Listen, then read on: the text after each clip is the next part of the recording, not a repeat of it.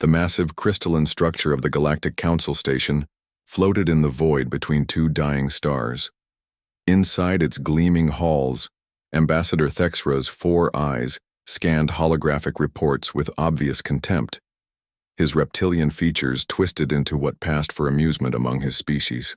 37 cycles, he hissed to the assembled council members. 37 cycles since we first contacted the Blue World in Sector 7G, and still nothing but silence. Commander Vexel, whose metallic exoskeleton clinked as he moved, gestured dismissively at the floating image of Earth. Look at their pathetic technology. Chemical rockets that barely lift them beyond their atmosphere. They struggle to reach their own satellite. The council chamber erupted in clicking, buzzing, and various forms of alien laughter. To them, humanity was just another primitive species destined for conquest or extinction. Perhaps they are too. Afraid to respond, suggested council member Zithara, her translucent form shimmering with disdain.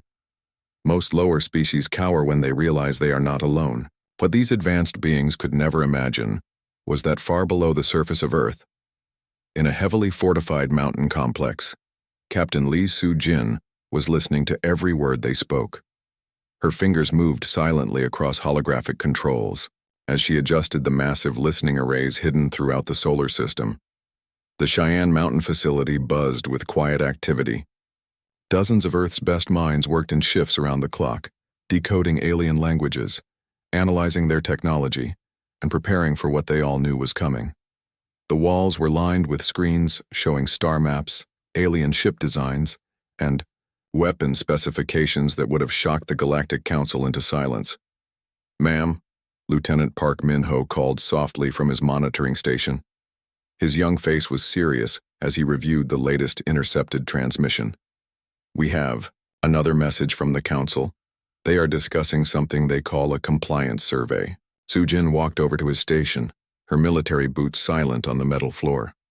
At 45, she had dedicated her entire adult life to this moment. Her dark eyes studied the alien text scrolling across the screen as the computer translated it into Korean, then English.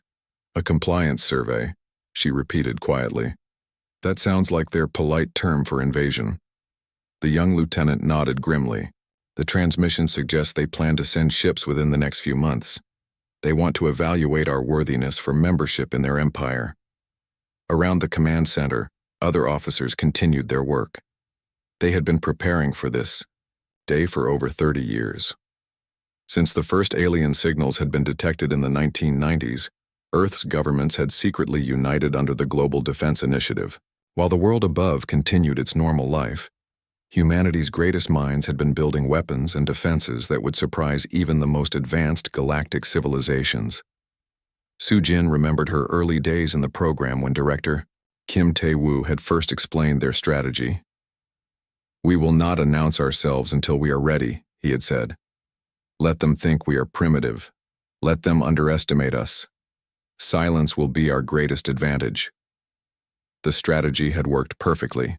While the aliens laughed at Earth's apparent backwardness, human engineers had been reverse engineering alien technology from intercepted transmissions. Hidden shipyards on the dark side of the moon built vessels that could match anything in the alien fleet.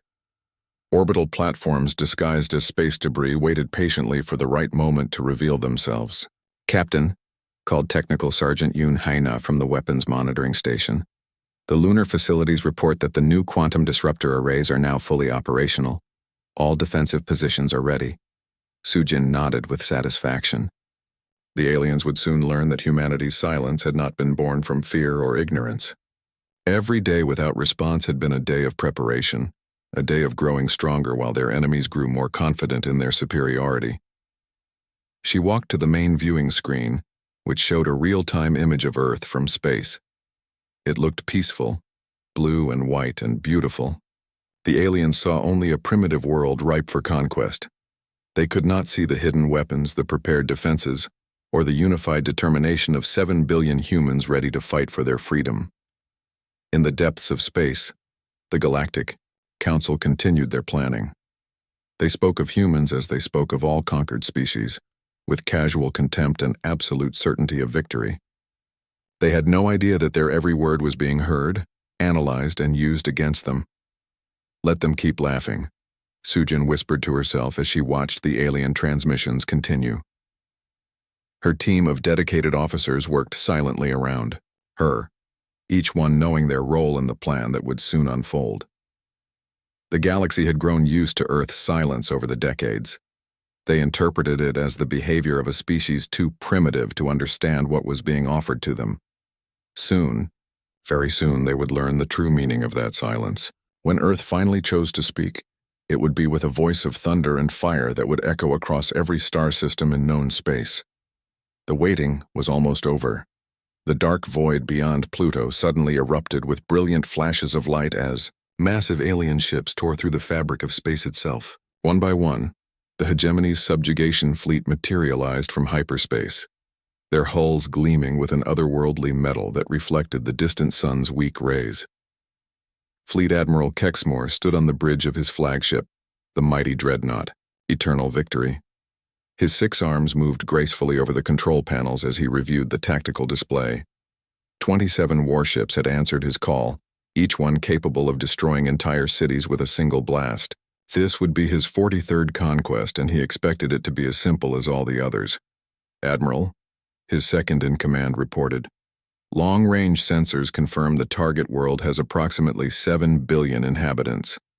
No significant orbital defenses detected. Their technology appears limited to basic chemical propulsion. Kexmore's mandibles clicked with satisfaction. Another primitive species that will learn to kneel before the hegemony. Begin standard approach to the 3rd planet.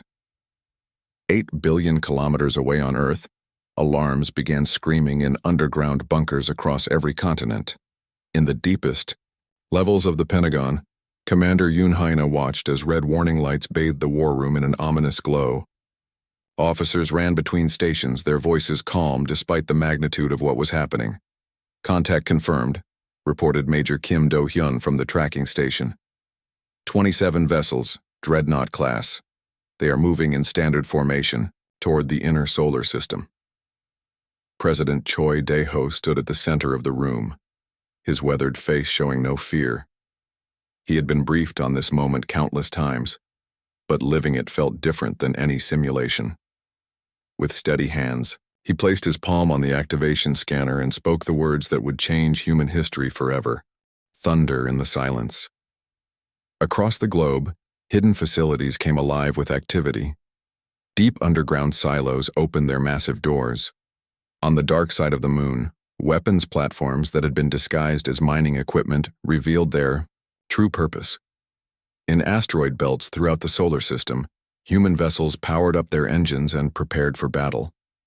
The alien fleet continued its leisurely approach toward Mars, completely unaware of the storm that was gathering around them. As they passed the red planet's orbit, they activated their communication systems and broadcast the same message they had sent to dozens of conquered worlds. Primitive inhabitants of the 3rd planet. The transmission echoed across all frequencies. This is Fleet Admiral Kexmore of the Galactic Hegemony. Your world has been selected for incorporation into our empire. You will surrender unconditionally and prepare to serve your new masters, or face complete annihilation. You have one solar cycle to respond. The message repeated in several Earth languages that the aliens had learned from intercepted broadcasts. Their translation was rough, but clear enough to understand the threat. On board the hidden fortress station Seoul's Pride, Lieutenant Colonel Han Ji-woo watched the alien formation through advanced sensors that the enemy could not detect. The station had been built inside a hollowed-out asteroid 5 years earlier, positioned perfectly between Mars and Earth to serve as an observation post. Sir, he reported to Admiral Song Kyung-ho via secure communication. They are maintaining standard approach vector. No evasive maneuvers, no scout deployments. They are not even scanning for defensive positions. Song's voice crackled through the encrypted channel from his command ship, hidden behind one of Jupiter's moons. They think we cannot touch them. Their arrogance will be their downfall, just as we planned. The alien fleet moved with casual confidence through the asteroid belt. Their shields were at minimum power, their weapon systems idle. To them, this was not a military operation but simply a collection mission. They had done this so many times before that they no longer bothered with proper tactical precautions. Earth remained completely silent. As the hours passed, the aliens grew more confident in their assessment of humanity's weakness. No desperate pleas for mercy came from the blue planet. No primitive nuclear missiles were launched in a futile gesture of defiance. The silence seemed to confirm what they had always believed about this backward species. "They cower in fear," laughed Commander Thexel from his position at the weapons station. "Perhaps we will not even need to fire a shot. They may surrender before we reach their world." What the aliens could not know was that Captain Im So-young and her entire stealth squadron were already in position around them. Her ships, built with technology reverse-engineered from decades of intercepted alien communications, were completely invisible to hegemony sensors. She watched the enemy fleet through her tactical display, counting their ships and analyzing their formations. "All units, maintain silence," she whispered into her communication system. "Let them come closer. Let them think they are safe." Hidden, throughout the solar system, hundreds of human vessels waited in perfect stillness. Orbital platforms prepared their weapons. Fighter squadrons checked their equipment one final time. On Earth, families gathered around their televisions, knowing that history was about to be made but not knowing whether they would survive to see tomorrow. The hegemony fleet continued toward Earth, completely unaware that they were flying into the most carefully prepared trap in human history. Soon, very soon, their laughter would turn to screams of terror as they learned what humanity's long silence had really meant. The digital clock in Earth's primary command center showed exactly 300 Universal Time when humanity finally broke its decades-long silence. What followed was not words, but pure destruction that would echo across the galaxy for generations to come. Captain Im So-young felt her heart racing as she gave the command her squadron had trained for their entire lives. "Ghost Squadron, decloak and engage. Show them what Earth really thinks of their empire." Around the unsuspecting hegemony fleet, space itself seemed to ripple and tear as dozens of human stealth fighters suddenly appeared from nowhere. The aliens had been scanning empty space just moments before, but now found themselves surrounded by sleek, deadly vessels that moved with impossible speed and precision. Admiral Kexmore was reviewing supply reports on his flagship when his bridge erupted in chaos. Warning alarms screamed as his officers scrambled to understand what was happening. The main display showed energy signatures appearing everywhere around his fleet, but that was impossible. Their sensors had detected nothing. "Admiral," his tactical officer screamed in panic, "unknown vessels are decloaking all around us. I count 47 enemy ships, no 63, no sir, they are everywhere." Before Kexmore could respond, Admiral Song Kyung-ho's hidden orbital platforms revealed themselves throughout the solar system. What the aliens had dismissed as space debris and asteroids suddenly bristled with weapon arrays that defied their understanding of physics. "All units weapons free."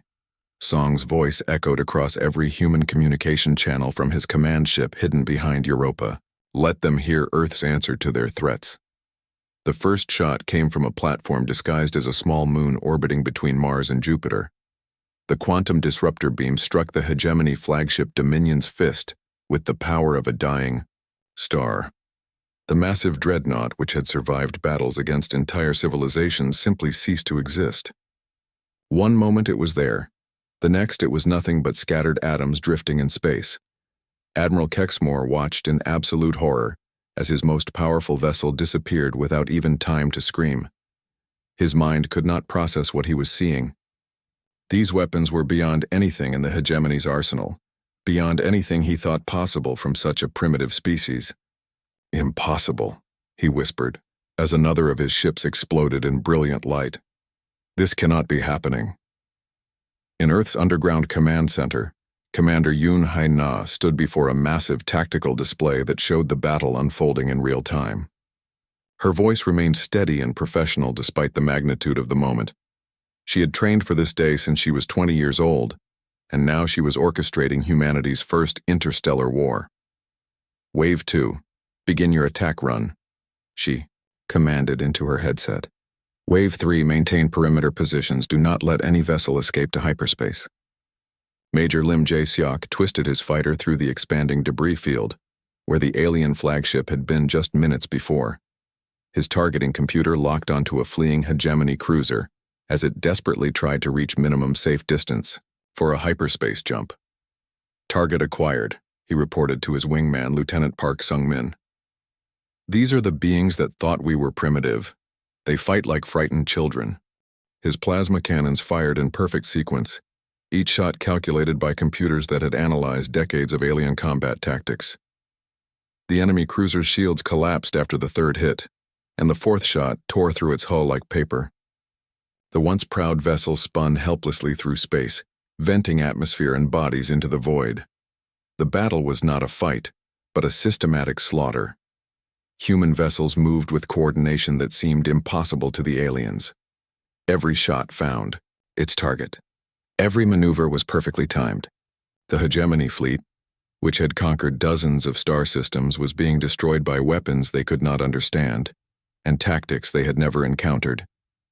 Captain Im So-young led her squadron through the heart of the enemy formation, her fighters dancing between alien ships like deadly angels. Her voice crackled over the radio as she engaged a massive battlecruiser single-handedly. "This one is for every species you have enslaved," she said quietly, as her quantum torpedoes struck home. The alien ship broke apart in a chain of explosions that lit up the space around Mars. Within 3 hours, half the hegemony fleet was nothing but wreckage. The survivors tried desperately to retreat, but human ships appeared everywhere they turned. Vessels that had been hiding in asteroid fields revealed themselves. Fighters that had been powered down behind moons roared to life. Earth had turned the entire solar system into a trap, and the aliens had walked right into it. Admiral Kexmore found himself commanding only 7 ships out of the 27 he had brought to conquer Earth. His bridge was filled with smoke and the screams of injured officers. Emergency lights cast everything in an eerie red glow as he realized the horrible truth. "Retreat," he ordered, his voice broken with panic. "All ships, emergency hyperspace jump. We must warn the Council." But even as his surviving vessels prepared to flee, human fighters continued to hunt them through space. Some ships made it to hyperspace, but many more died trying. In less than 6 hours, the mighty hegemony subjugation fleet had been reduced to scattered wreckage, and a handful of terrified survivors racing back to their home worlds. The few ships that escaped carried with them a message that would shake the foundations of galactic civilization. The silent world had finally spoken, and its voice was thunder and fire that no force in the galaxy could ignore. The message traveled faster than light itself, carried by the few surviving hegemony ships that had escaped Earth's devastating counterattack. Across thousands of star systems, species that had cowered under alien rule for generations received the most incredible news they had ever heard. The mighty hegemony fleet had been completely destroyed by a world they had all dismissed as primitive and worthless. On the crystalline world of Zephyria Prime, the local resistance leader Cathara could barely believe the reports flooding in through secret communication channels. For 200 years, his people had been forced to mine precious crystals for their hegemony overlords. Now suddenly the garrison commanders were fleeing in panic, abandoning their posts and leaving behind weapons and supplies. "Is it really true?" asked his second-in-command, her voice filled with wonder. "Has someone actually defeated them?" Cathara studied the grainy transmission images showing the wreckage of hegemony dreadnoughts floating in Earth's solar system. "It appears so. A species called humans has done what we all thought impossible."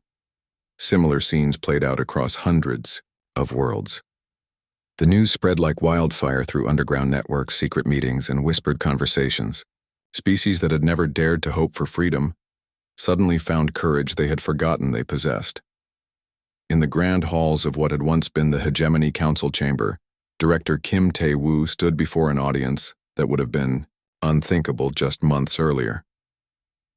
The Galactic Assembly had been hastily reformed in neutral space, far from the collapsing territories of the old empire. Representatives from dozens of species sat in stunned silence as the human diplomat addressed them. Kim was a quiet man in his 60s with gray hair and kind eyes that had seen too much suffering. He had spent 30 years preparing for this moment, but actually living it felt surreal. The universal translator around his neck hummed softly, as it converted his words into hundreds of different languages. Earth extends an offer of protection to all peaceful species, he announced, his voice carrying clearly through the vast chamber. We will not conquer your worlds. We will not enslave your people. We will not demand tribute or force you to worship our leaders. But neither will we stand by and allow tyrants to oppress the innocent. The silence that followed was deafening. Many of the alien representatives had never heard such words from a powerful military force. In their experience, strength always meant domination. The concept of protection without conquest was completely foreign to them. Ambassador Ythala of the Crystalline Coalition was the first to speak. Her translucent form shimmered with emotion as she stood. Human Director Kim, forgive our confusion, but we do not understand. You have the power to rule us all. Why do you offer partnership instead? Kim's expression was gentle but firm. Because ruling through fear creates enemies. Ruling through respect creates allies. Earth has no desire to become the next empire. We have seen what empires do to innocent people. 10,000 light-years away, Captain Lee Soo-jin commanded the First Liberation Fleet as it approached the former slave world of Kepler 442b. The rocky planet had been strip-mined by the hegemony for over a century, its native population forced to work in dangerous conditions with primitive tools. Captain, reported her communications officer, we are receiving transmissions from the surface. The local resistance leader, someone called Velani, is requesting immediate assistance. Hegemony forces are making a final stand at the primary mining facility. Soo-jin studied the tactical display showing the planet below. She could see the scars left by decades of industrial exploitation, but she could also see signs of hope. Small groups of the native Keplerians were emerging from hiding places, finally daring to fight back against their oppressors. All squadrons, prepare for ground support operations, she ordered. We go in fast and precise. Our job is to help them win their freedom, not to win it for them. The liberation of Kepler 442b took only 3 days. Working alongside Velani and her resistance fighters, human forces systematically dismantled the remaining hegemony installations. But more importantly, they left behind training equipment and defensive weapons, ensuring that the planet could protect itself in the future. Back on Earth, President Choi Dae-ho sat in his office reviewing reports from across the known galaxy. Each document told the same story. Human ships were being welcomed as liberators rather than feared as conquerors. The species that had once laughed at Earth's silence now spoke of humans with a mixture of respect and genuine awe. The situation reports are all positive, sir, announced General Park Min-ho as he entered the room carrying a tablet filled with intelligence updates. 17 former hegemony worlds have requested our assistance in establishing independent governments. 23 more have asked for defensive alliances. President Choi nodded thoughtfully. And what about the hegemony leadership? Have we located their remaining forces? Scattered and demoralized, sir. Most of their senior commanders have gone into hiding. Without their main fleet, they cannot maintain control over their territory. The empire is collapsing faster than anyone predicted. Park set down his tablet and looked out the window at the peaceful Earth sky. The balance of power has shifted permanently, sir. The old empire built on fear and oppression is dying. What is taking its place is something entirely new, an age of cooperation between equal species. As reports continued to arrive from across the galaxy, one thing became clear. Humanity's long silence had ended not with words of conquest, but with actions of liberation that would reshape the stars themselves. Exactly 1 year had passed since the Battle of Sol changed everything, and the galaxy barely resembled the place it had been before. Where once the hegemony's iron grip had crushed hope across countless worlds, now something entirely new was growing, a community of free species working together as equals. The massive space station New Dawn floated peacefully at the edge of Earth's solar system, its gleaming hull reflecting the light of distant stars. Inside its grand assembly hall, representatives from over 200 different species gathered for the weekly Galactic Council meeting. The chamber that had once echoed with the arrogant laughter of hegemony overlords now maintained a respectful quiet whenever human delegates took the floor. Ambassador Lee Hyejin rose from her seat, her simple blue uniform a stark contrast to the elaborate robes and ceremonial armor worn by many other delegates. At 38, she had become one of the most respected voices in galactic politics, not through threats or displays of power, but through consistent actions that matched her words. "Fellow representatives," she began, her voice carrying clearly, through the universal translation system, "we gather today to discuss the continued progress of the Liberation Recovery Program. I am pleased to report that 43 former hegemony slave worlds have now established stable, independent governments." The alien delegates listened with the kind of attention they had never given to hegemony speeches. When humans spoke, they did not boast or threaten. They simply stated facts and offered help. This was so different from anything the galaxy had experienced that many species were still learning how to respond. Delegate Korthel of the Andorian Collective raised one of his forearms. "Ambassador Lee, my people remain curious about Earth's ultimate intentions. You have the power to rule us all, yet you consistently refuse to do so. This behavior is unprecedented." Lee smiled gently. "Earth learned long ago that those who speak loudest often have the least to say. We chose silence not from fear, but from wisdom. We listened, we learned, and we prepared. Now we prefer to let our actions speak for themselves." 10,000 light years away, Admiral Song Kyung-ho stood on the bridge of his flagship Soul's Defender, watching as his Terran protection fleet responded to yet another distress call. The merchant vessel Prosperity's Hope had been attacked by hegemony remnants trying to steal food supplies destined for a recovering world. "Admiral," reported his tactical officer, "3 pirate vessels are fleeing toward the asteroid field. Should we pursue?" Song nodded firmly. "All squadrons, intercept and disable those ships. These pirates were once hegemony commanders who oppressed innocent people. Today they learn that their reign of terror is truly over." The battle was swift and decisive. The former hegemony warships, now reduced to scavenging and piracy, were no match for the coordinated precision of human forces. Within an hour, the pirates were captured and the merchant vessel was free to continue its mission of delivering aid to worlds still recovering from centuries of oppression. This scene played out across the galaxy almost daily. The scattered remnants of the hegemony had been reduced to desperate outlaws, hunted not just by human forces but by the very species they had once enslaved. Former victims had become protectors, trained and equipped by Earth's military advisors. On Luna, Earth's moon, Captain Im So-young watched as her latest class of students practiced defensive formations in the Academy's main training facility. The group included a crystalline being from Zephyria Prime, a metallic entity from the Forge Worlds, and a graceful aquatic creature from the water world of Oceanus. They moved with growing confidence, learning not just how to fight, but why to fight. "Remember," Im called out to her diverse students, "the goal is never to defeat your enemy completely. The goal is to make them understand that attacking you will cost them more than they are willing to pay. Sometimes the best victory is the battle that never happens because your enemy chooses peace instead."